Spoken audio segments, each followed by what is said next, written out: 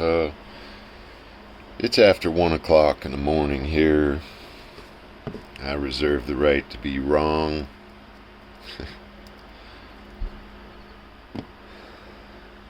Before I even uploaded that last video, I'm like, I listened to it once and then started the upload, and I'm like, thinking about it. I'm like, my God. I should have said more about this or that. Maybe not say something or other, my inner critic is just so, it's a real bitch sometimes. And I'm sitting here tossing and turning because I'm so torn up and pissed off about this whole thing, Star Hill's assault and kidnapping and continuing to be held hostage in deplorable, despicable conditions, even for criminals. This is not a justice system. It's a fucking criminal human trafficking extortion racket. They're fucking extorting your money on every step to make a phone call. They deny you access. They lie. They fucking withhold evidence.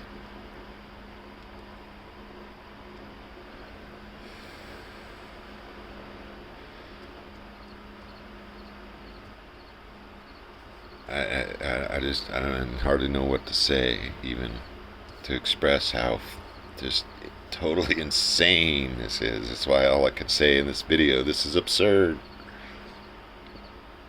And I'm reflecting on what I could have, should have said. Just right there, when the officers asked for ID, I was like, whoa, what is your reasonable, articulable suspicion? This is an important term. They must have RAS, reasonable, articulable suspicion of a crime to ask for ID. The code of Colorado says this. I'm sure most other states. There's only two reasons they can even ask for an ID. The RAS is one, and the other is a traffic violation, to which only the driver of the vehicle would be subject to that.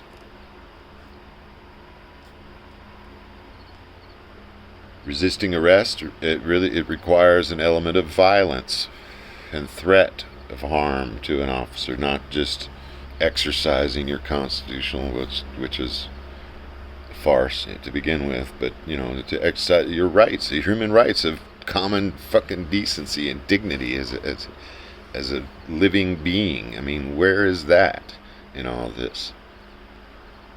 Fuck the Constitution. That's been suspended since 1933, and I think that's a big, their deal here that we're dealing with is a military dictatorship, tyranny. This is not a constitutional republic by any means. Yeah, it's still hanging on the fucking walls and shingle, and they pretend like, oh, it's Constitution, but that's bullshit.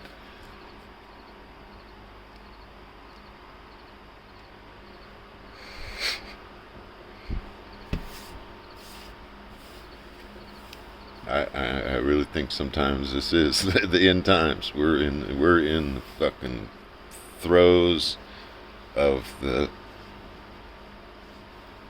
new world order here, and it's hard to deny that if anybody's half paying attention. You got two brain cells to rub together. You got to realize that something's wrong here in this thing.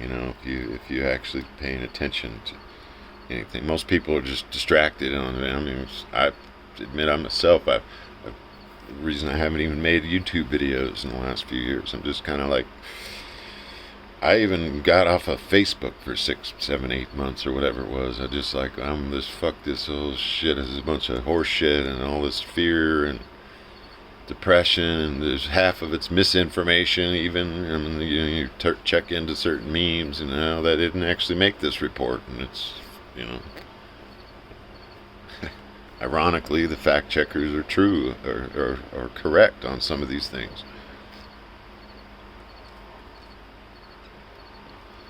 Certainly not all the time, but I'm just saying they try to cover it out, out of context or whatever. But some of the reports that have made means out, like one I just checked today on RFK Jr. or something, Robert Kennedy Jr. supposedly had a lawsuit in the Supreme Court or something, and I kind of looked at it a little bit. There was no case of that. That's just some rumor that started around, and they made a meme about it, and people, they took him off of Facebook and Instagram a while ago. But that's not actually, in my preliminary just skimming of the research, I wouldn't call it research, but I did see some comments on a forum. There was some website that just, was just that, and the comments under there, this guy asked the Kennedy's Children Defense Fund, Foundation, whatever the fuck, and they could not verify that it was an actual story. So I'm just giving that an example.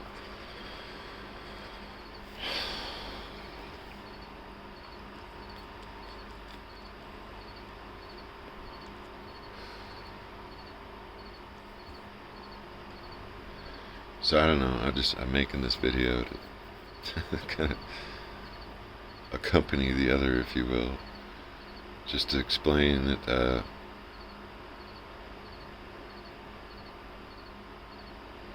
I reserve the right to be wrong, and I will be wrong, I'm sure, and I seek to correct that if I can and when I'm able, and whatever, so take it as it is, put a big chunk of salt on it, don't believe everything you hear and only half of what you see, because the fucking world is full of bullshit, let me tell you, on every turn and every way, and especially in truth movements and such. The controlled opposition is real, and they can easily manipulate videos,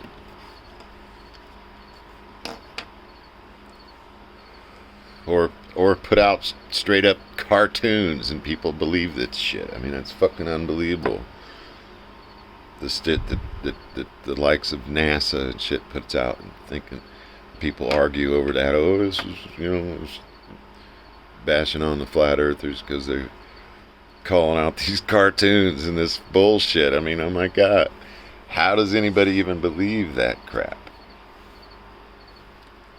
Or anything that any official says. I mean, it's just unbelievable. A politician's moving his mouth is a lie. I'm pretty sure. And right now, I'm getting a real hard lesson in that in my personal life. My partner has been stolen from me through false pretense and abuse. She's been just violently, even, I mean, I've certainly not as much as other people I've seen. She's but still, it's my partner, and this has happened to me, and I'm like, how in the fuck do they even get away with this? Manufacture charges after the arrest, the false arrest that happened, kidnapping, as I call it, because it's exactly what it is.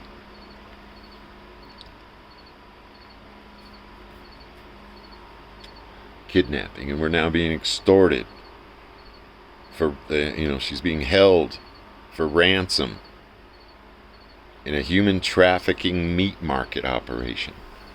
It's absolutely just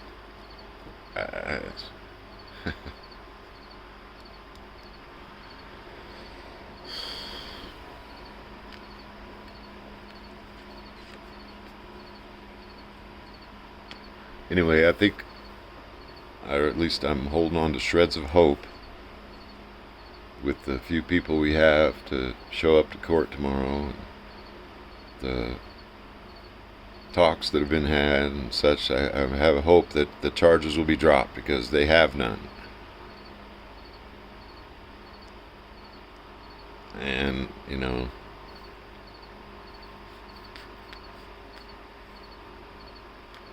if she's not set free tomorrow, really, I don't even want to think about that. I just want to focus on positive, that she's done nothing wrong except assert her right to not show this fucking piece of plastic to this. It's like crack to these police officers. They got to have that ID, and it's like that's their mission and goal, to get that ID so they can get, establish the jurisdiction.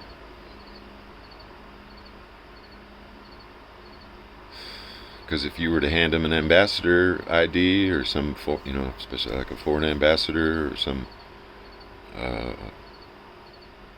who knows what kind of different IDs they have that the cop sees and it's like, oh, have a nice day, sir. Not going to bother you. I don't have jurisdiction. But if you have a driver's license and all that, and they, can go ahead and assert their authority. Shoot first and ask questions later. That's basically what happens on the street. They abuse you and they can arrest you falsely, and then they'll just cover it up later with some manufactured charges.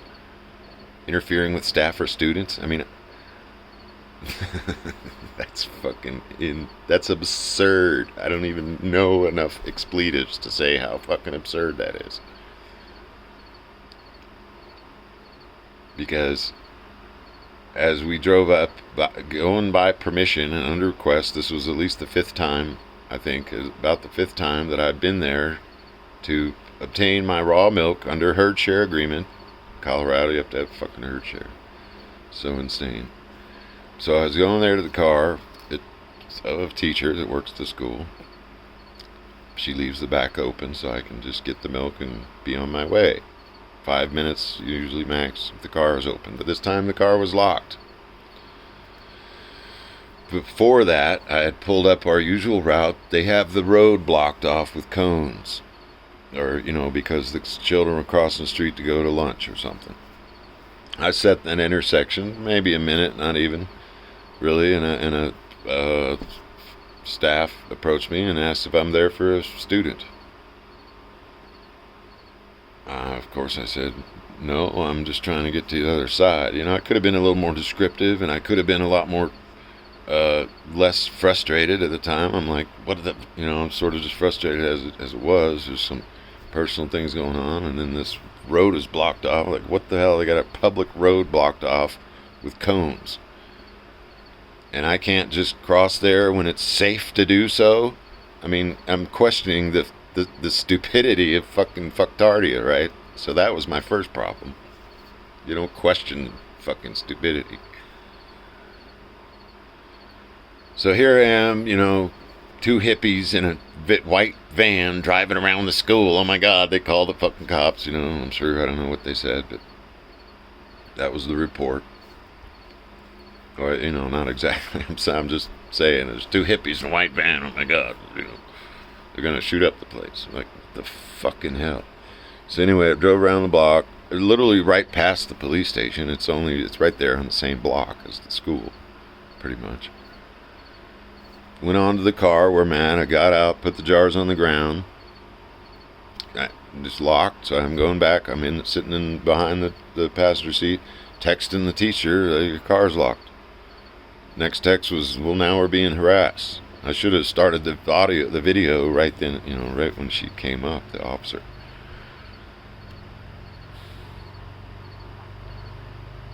As I said, she asked what were you doing? In full confidence of the purity of my own intentions, I'm like, I'm here to get raw milk out of that car. She turned and looked and saw looked at the jars on the ground. First piece of evidence.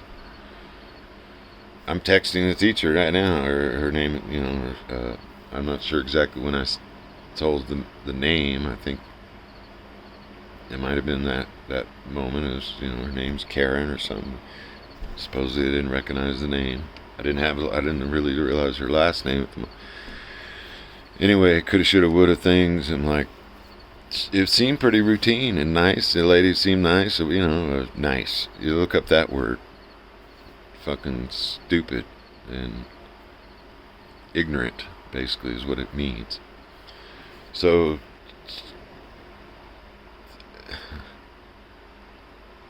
you would think, in all common sense, that, okay, granted, not everybody tells the truth, but I do. And if you're going to ask me something, I'm going to tell you the truth about it. So you better be sure that you want to know the answer to the question if you're going to ask me. Anyway, so, she briefly did that. I mean, evidently didn't believe my story and didn't go to verify anything. Like, she didn't call and say, whatever, is there a Karen here or something, or whatever. She didn't do any really investigation whatsoever. She just went on straight on to their programmed robotish frickin' procedure to ask for ID. It wasn't 30 seconds later, Star's saying that's none of your business, which she's absolutely right. But it became an argument over code and law. The officer's acting under a color of law, not even knowing the law. She's just spouting it off. Oh, Colorado code says when you ask for ID, you must give it. Well, as I just said, they must have reasonable, articulable suspicion, or the traffic violation to which only the driver is required to show ID. So anyway, this, at no point did Star display any kind of violence, which is required element for resisting arrest. She was simply speaking words that in turn offended and triggered the officer emotionally to act in dereliction of her duties.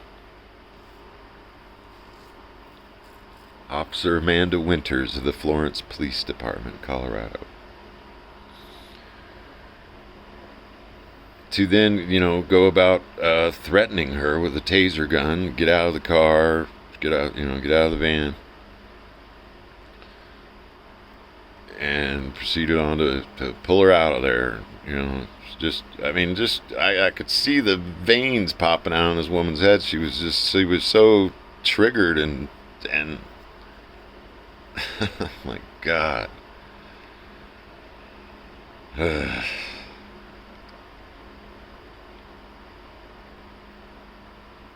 So they cuffed her tightly, and actually I've heard reports, heard from Star, and I vaguely remember that I wasn't close enough over there to get it on video, and I can barely stand to even watch any of that video, so I haven't looked at it again to see. But she said that the officer came up after the male officer was pushing her into the truck, the back of the truck, just to get her up in there. The female came over and tightened the handcuffs even more.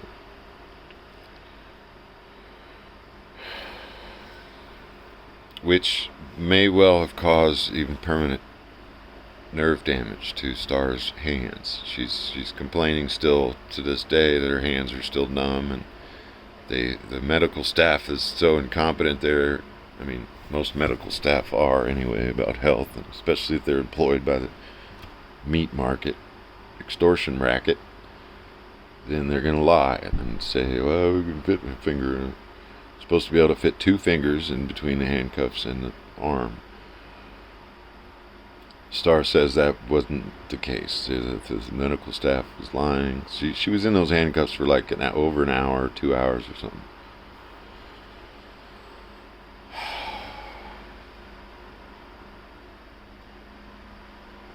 And she's been in jail now of 10, 11 days for nothing.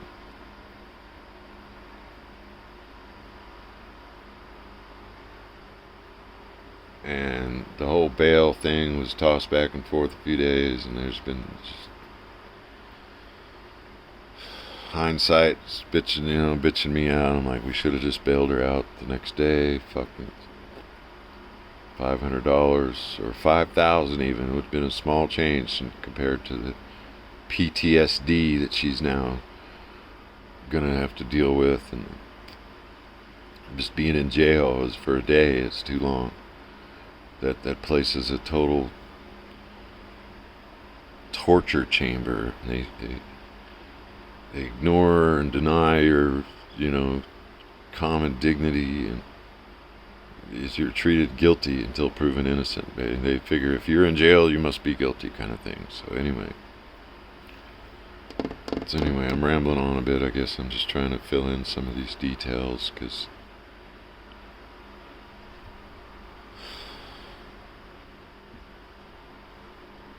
I guess I'll try to go back to sleep now. So yeah, the struggle's real, and I can only imagine what Star is feeling and going through. It's going to be a while to nurse her back to normalcy, somewhat. So appreciate any and all thoughts of, and communications I've had. A few people have made new contact. There certainly is some things to give thanks for. I got to end that with this, because there's been a lot of things learned. I've been just up late at nights. I'm hardly eating. I'm just, the place is a wreck. I've just been focused on this whole ordeal for over a week now. Learned a lot about law and things that I would never really have been motivated to learn about before. Made quite a few new contacts. So I'm trying to just draw some thanks from it, in a sense. I hope there's some deeper lessons to be learned. I'm sure there'll be lessons on into the future to be gained from this.